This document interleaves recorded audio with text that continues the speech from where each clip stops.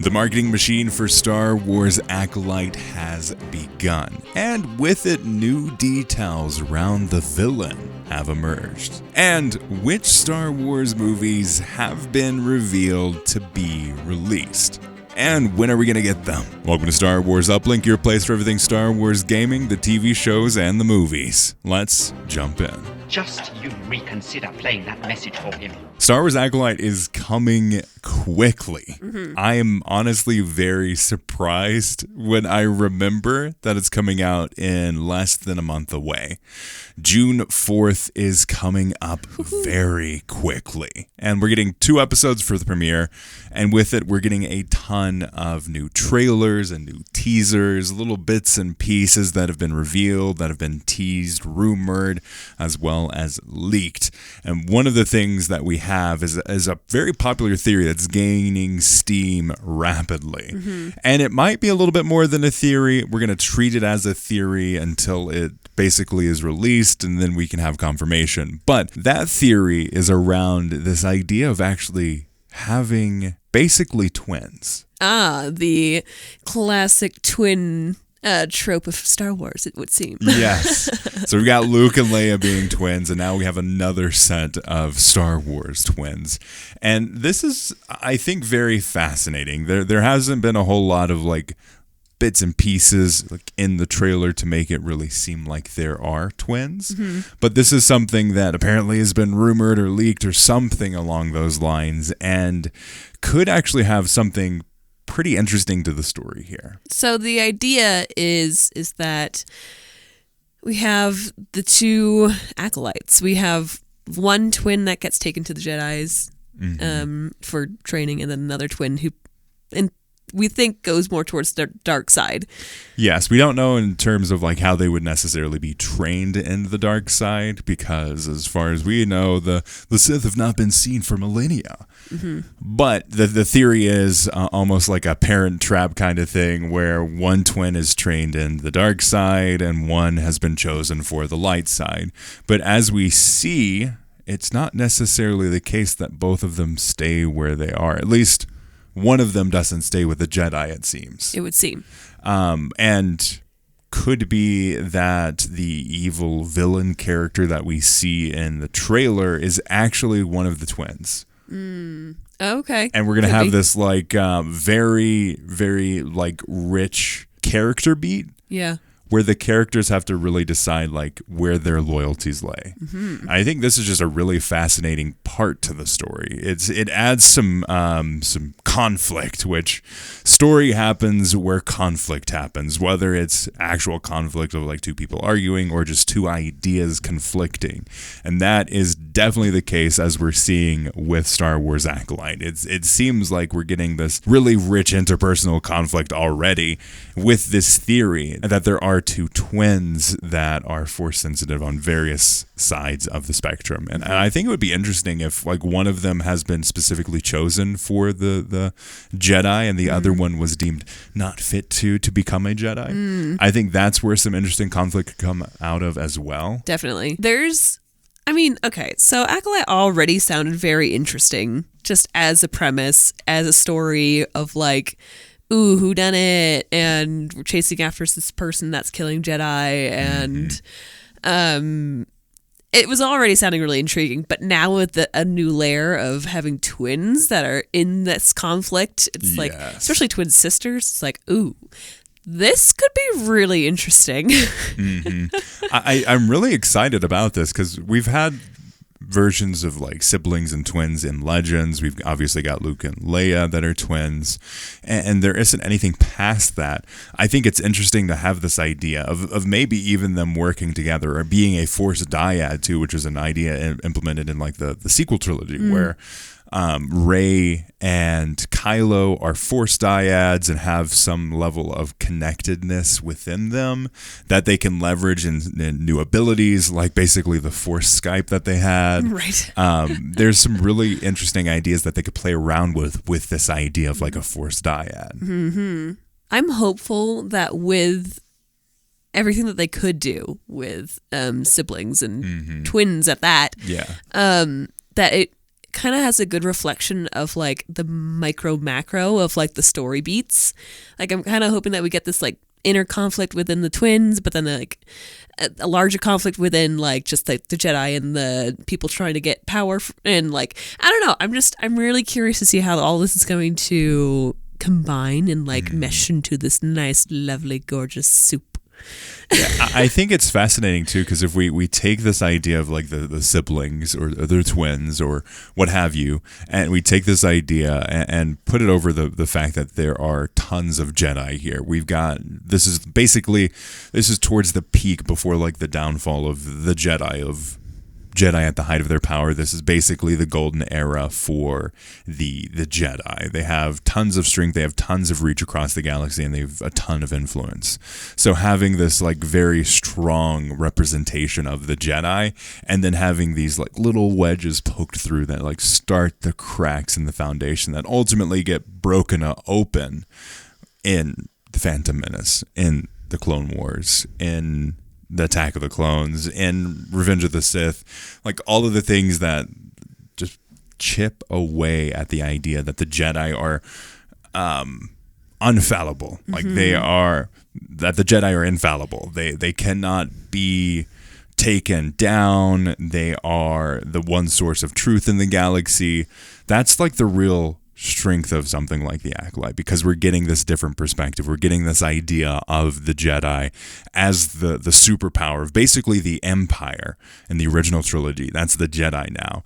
And now the Rebellion, or the heroes, is this like inverse, because heroes of the Rebellion were Luke and Leia being twins, and now we have the flip side of that, where we have the heroes of the story, the underdogs, which everyone wants to root for the underdogs. They are actually the villains. Yeah. So we're rooting for the villains and taking down this superpower that has, with their pride, gotten too powerful. That's what's really fascinating. It's going to be a very, I don't know. I'm just so fascinated by this whole story, because do you really like vote for the underdog here? Like, are we really supposed to? Or you can't not vote for the underdog. If there's an underdog in a story, you're going to root for them. Even like, you don't want to go for the person that's won 17 games in a row. You want to go against the person that's gotten really close to winning 17 games, but this is their possible opportunity to take that 18th game.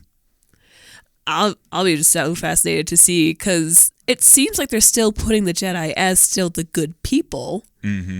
But in the trailers, for sure. In the trailers, yes. I think we're going to see more of that nuance here, more of this like them trying to take, I don't know, like the fear of them falling and having that being like an influence with them. I think that's where the strength of something like this is going to be, of like, how do you take this idea of the Jedi, something that we know to be very good and truthful, how do you start to corrupt that a little bit to where they start making those decisions because of fear, which like proves the whole idea of like fear leads to anger, anger leads to hate, hate leads to the dark side. Like that little moment can really flesh out the Jedi story.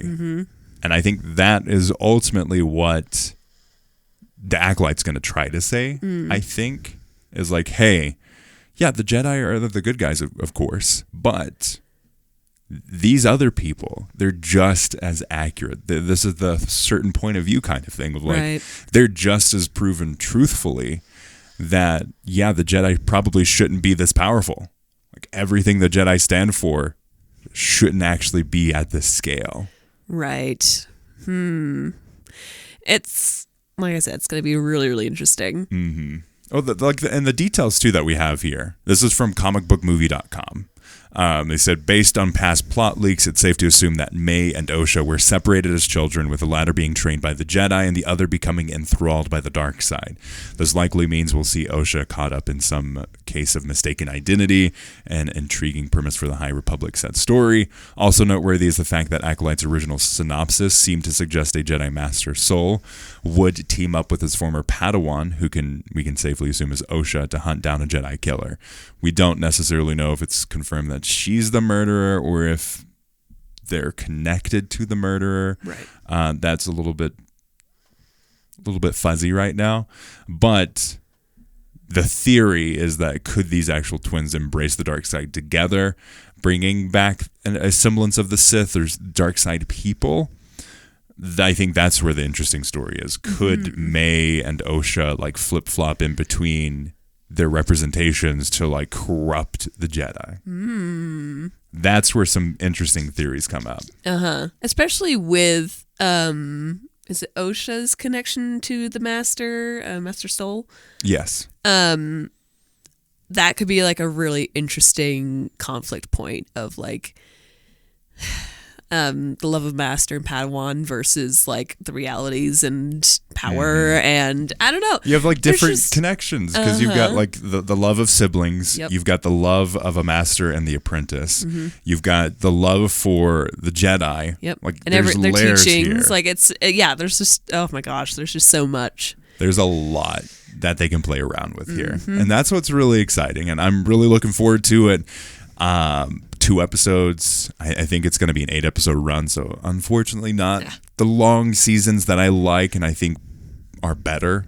I don't necessarily think you can tell a great, really sufficient, satisfying story with 8 episodes. 8 episodes of like 30 to 45 minutes.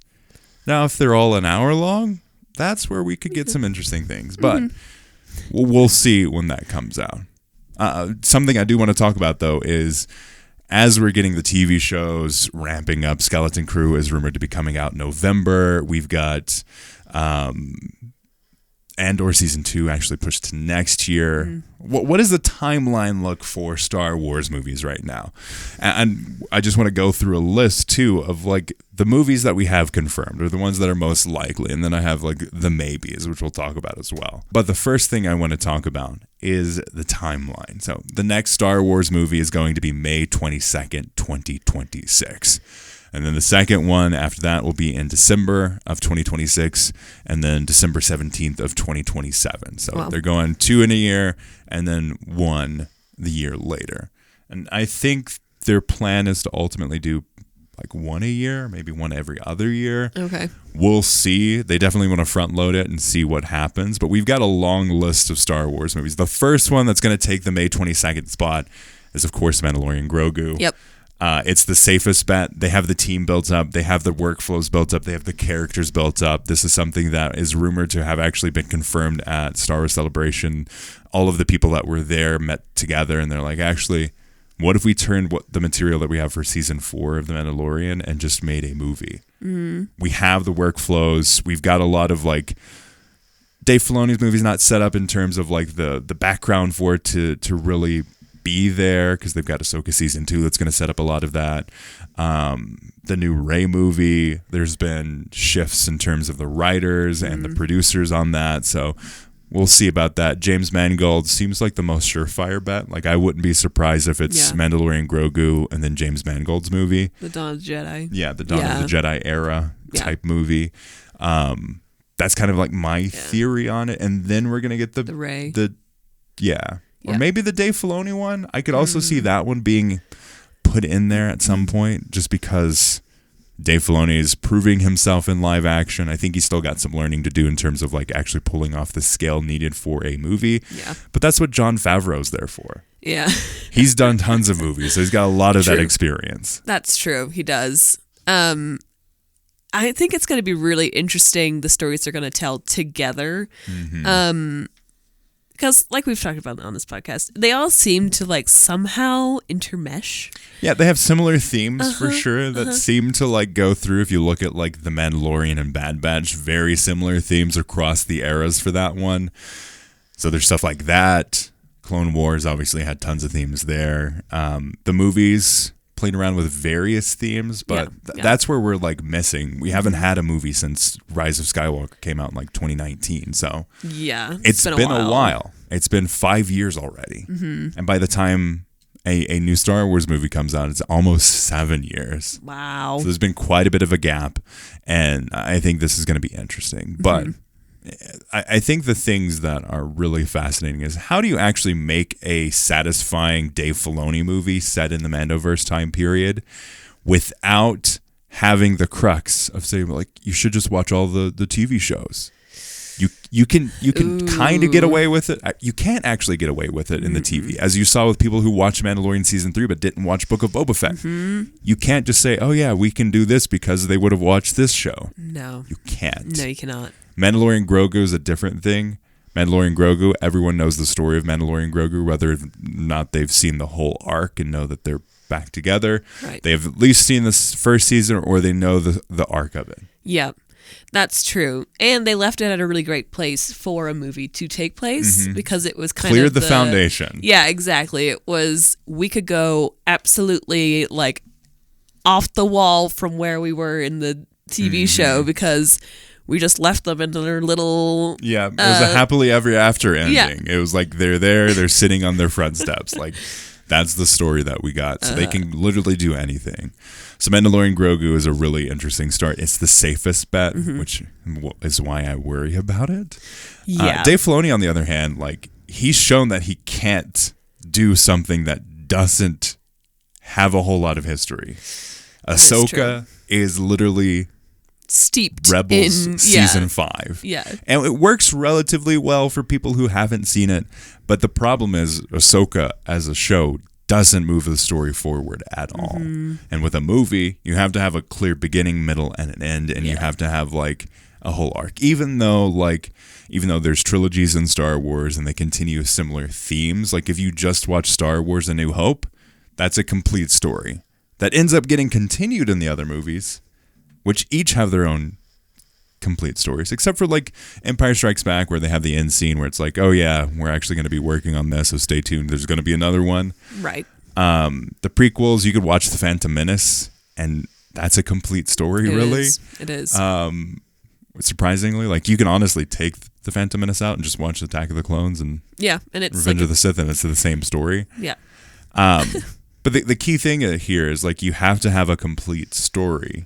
And that's where I think the real concerns are with Dave Filoni's Star Wars. Yeah, as you said, we haven't seen really anything from him that's not been completely reliant on a whole backlog of character growth and just subplots and like things that have happened in other usually animated areas and things like. All right, buddy. The other thing too is, like, it's rumored to be called The Heir to the Empire. And Heir to the Empire is a story in Legends that talks about Thrawn taking up the missing, basically taking the throne of the Empire and leading it into this new realm after Palpatine has fallen. Yeah. Thrawn is not a good bad guy yet. He's incredible in the Legends materials. If you have not read any of the books, highly recommend them. He's an incredible character. Did not show him justice in Ahsoka. But, I mean, Thanos, if you look at Thanos, him as a character, he was rumored all this time and then had his complete story arc in Infinity War. Like, there's tons of examples of these villains. Like, basically every villain in a story that's a new story, you have to start from nothing and then make them impressive and make them a force to be defeated. That's going to be the real task.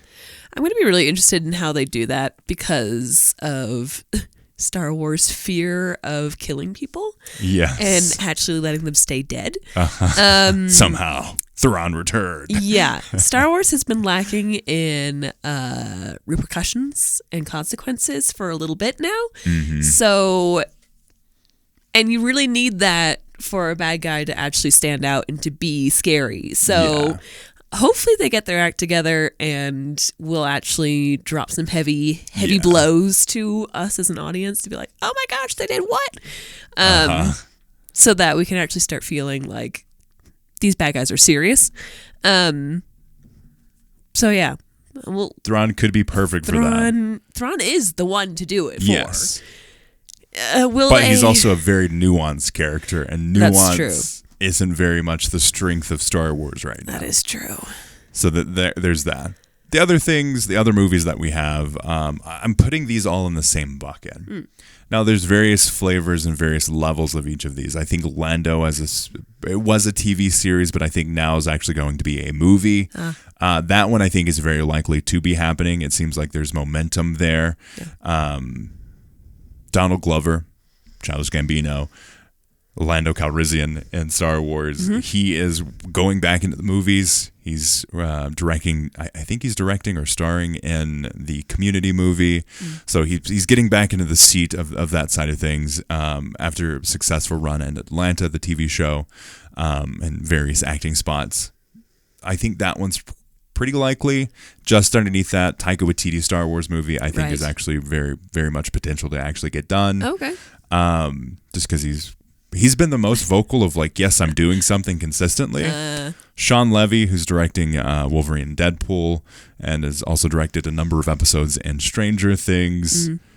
He's rumored to be doing, actually, I think he's announced to be doing a Star Wars movie and is just waiting for a couple projects to get finished.